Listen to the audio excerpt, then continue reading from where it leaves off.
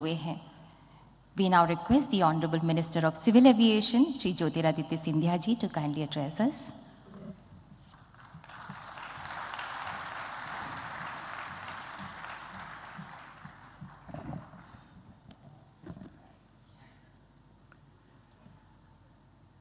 हमारे इस मंच पर विराजमान भारत की राष्ट्रपति महामहिम परमादरणीय श्रीमती द्रौपदी मुर्मू जी, आज इस मंच पर हमारे साथ विराजमान गायना के राष्ट्रपति आदरणीय डॉक्टर मोहम्मद इरफान अली साहब, सूरीनाम के हमारे राष्ट्रपति महोदय आदरणीय चंद्रिका प्रसाद संतोखी जी, हमारे मध्य प्रदेश के राज्यपाल आदरणीय मंगूभाई पटेल साहब, मध्य प्रदेश के यशस्वी मुख्यमंत्री आदरणीय शिवराज सिंह चौहान जी, देश के यशस्वी विदेश मंत्री आदरणीय जयशंकर साहेब जी, विदेश राज्य मंत्री आदरणीय मुरलीधरन साहेब, और हमारे सामने बैठे हुए भारत के अंतर्राष्ट्रीय जगत में चमकते हुए हमारे सभी नवरत्न, हमारे प्रवासी भारतीयों को मैं झुककर प्रणाम करता हूं।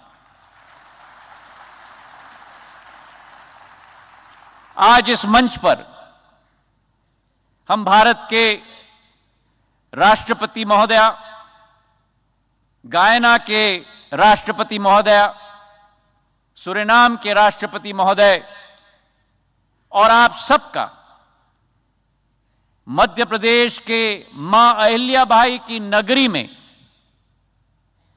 जो इतिहास, परंपरा, संस्कृति, अध्यात्म और आधुनिकता सभी का एक संगम है, इस इंदौर में आपका तहे दिल से हम स्वागत करते हैं।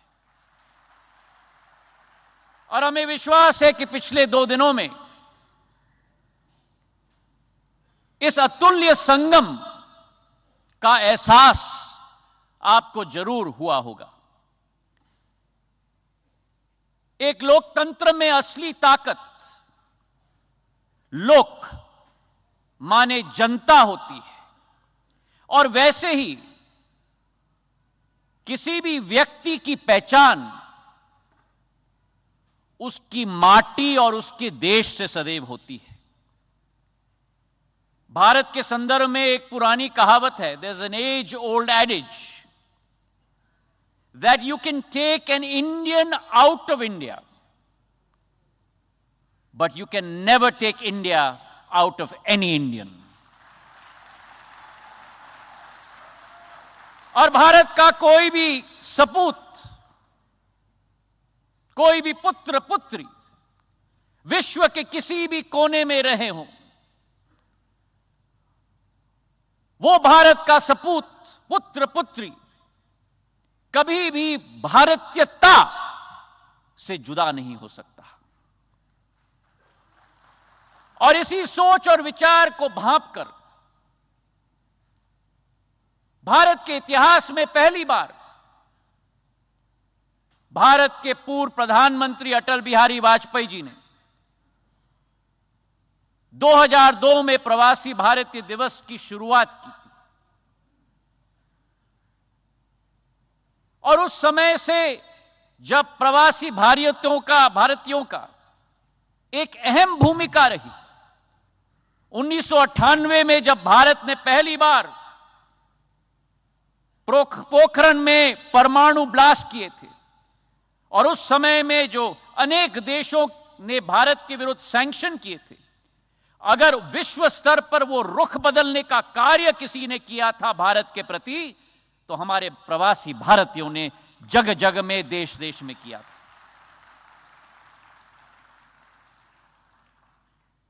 और आज 21 साल बाद मेरे भाई और बहनों, जब 17वीं प्रवासी भारतीय दिवस हम मनाने जा रहे हैं, यह केवल एक तारीख तक सीमित नहीं है. It is not limited to an event, it is not limited to a date. लेकिन 2014 से जब से प्रधानमंत्री नरेंद्र मोदी जी ने कार्यभार संभाला है, इसी संबंध को एक वैश्विक और एक नई सोच और विचारधारा और एक नई रिश्ता और एक नई रूप देने के लिए संकल्पित रूप से उन्होंने कार्य किया है. और एक सेतु का स्थान हमारे प्रवासी भारतीयों को सशक्त करने के लिए उनकी अहमियत और उनकी कोशिश और उनकी पूर्ण कोशिश रही. और इसके आधार पर जब हम आज देखें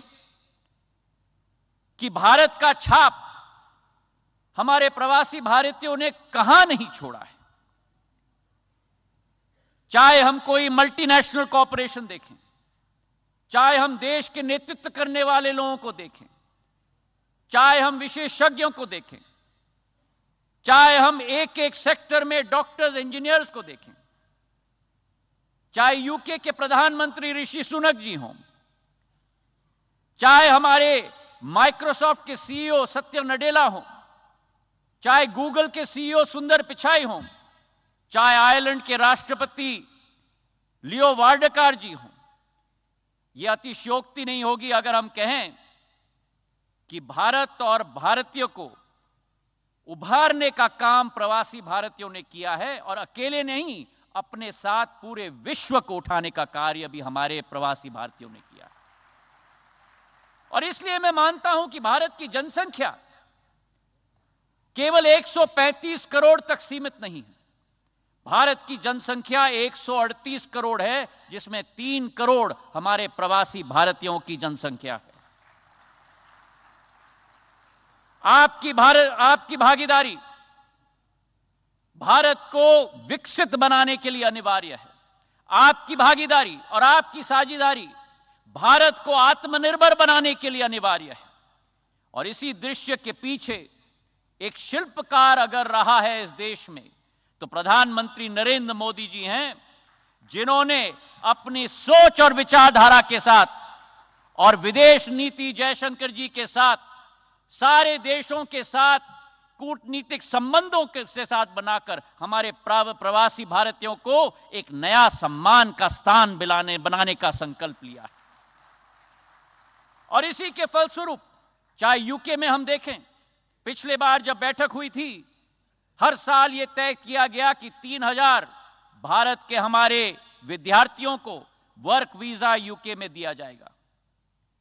जब पहले बार कोविड आया, वैश्विक महामारी आई, प्रधानमंत्री नरेंद्र मोदी जी ने खाड़ी देशों के सभी राष्ट्रपति या प्रधानमंत्रियों को फोन करके हमारे सारे प्रवासी भारतीयों को उस क्षेत्र में उनका हालत और उनकी स्वास्थ्य सुविधा सुनिश्चित करवाई. और अभी जब यूक्रेन और रूस के बीच में लड़ाई हुई, प्रधानमंत्री ने ऑपरेशन गंगा के आधार पर 23,000 प्रवासी हमारे स्टूडेंट्स को वापस घर लाने की पहल लगाकर उनको संगठित और सुरक्षित रूप से घर लाने का कार्य किया. तो इसलिए मेरे भाई और बहनों, हमारे प्रवासी भारतीयों का सुरक्षा, उनकी सहूलियत और उनकी समृद्धि, ये 3 पॉइंटेड कार्यक्रम प्रधानमंत्री नरेंद्र मोदी जी की है. भले हमारे प्रवासी भाई और बहन देश में न रह रहे हों, लेकिन प्रधानमंत्री नरेंद्र मोदी जी की और उनकी सरकार के दिल में सदैव रहते हैं. यह विश्वास आपको हम दिलाना चाहते हैं.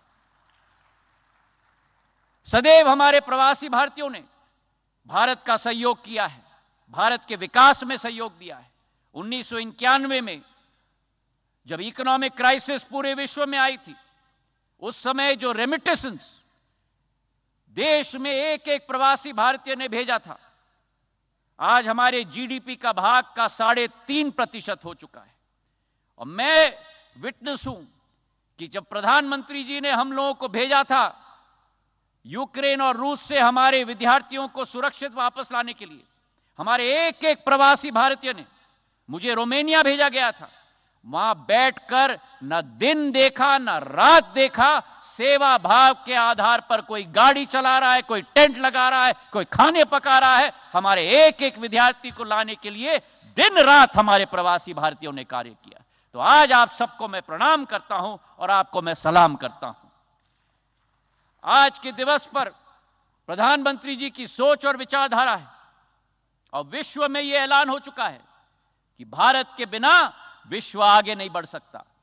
और विश्व की एकीकरण के लिए प्रधानमंत्री जी की जो सोच और विचारधारा है, जहां एक तरफ international solar alliance, one sun one world और वन ग्रिड, जिस कार्यक्रम में बोरिस जॉनसन जी तत्कालीन राष्ट्रपति यूके के, उन्होंने कहा था international solar alliance, one sun one world, one grid and one Modi.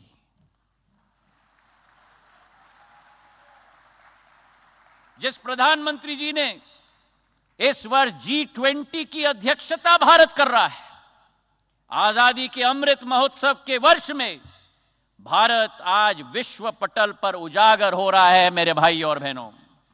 और वो G20 की अध्यक्षता किस सोच और विचारधारा के साथ? One earth, one family and one future.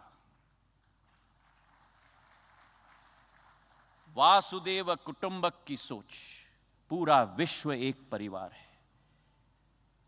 आज आजादी के अमृत महोत्सव के वर्ष में, जो 2013-14 में भारत आर्थिक स्थिति में विश्व में 13 नंबर की शक्ति थी, आज भारत 5वें नंबर की सबसे बड़ी अर्थव्यवस्था विश्व में बन चुकी है प्रधानमंत्री नरेंद्र मोदी जी के नेतृत्व में। और 2030 तक भारत विश्व की तीसरी बड़ी अर्थव्यवस्था बन जाएगी, जर्मनी और जापान से भी आगे निकलकर मेरे भाई और बहनों। तो आज के इस दिवस पर आप सब लोगों से निवेदन है कि भारत की इंडियन ग्रोथ स्टोरी में भागीदार बने, प्रधानमंत्री जी के संकल्प को मजबूत करें, अपने जन्मभूमि से जुड़े रहें और हमारे युवाओं को जो बाहर, देश के बाहर कार्य कर रहे हैं, मेरा एक ही मंत्र है, एक ही संदेश है, LER, learn, earn, learn, earn and do return. Learn, earn and do return because your destiny is here with Mother India. मुझे विश्वास है कि आपकी भागीदारी के साथ भारत की यह सदी होगी। इसी भावना के साथ भारत माता की धन्यवाद। जय हिंद।